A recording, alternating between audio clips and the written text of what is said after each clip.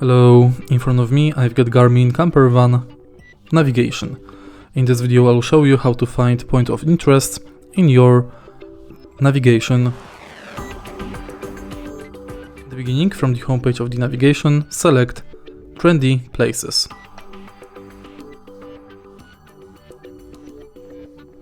Now go to Search Filters,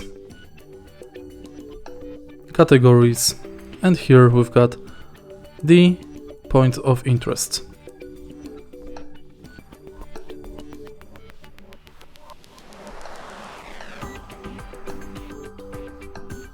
Tap Search and your point of interest will be right here. Tap Go and it's set. To stop the navigation, press the 3 lines button and select Stop. If you find this video helpful, please leave a like, comment and subscribe.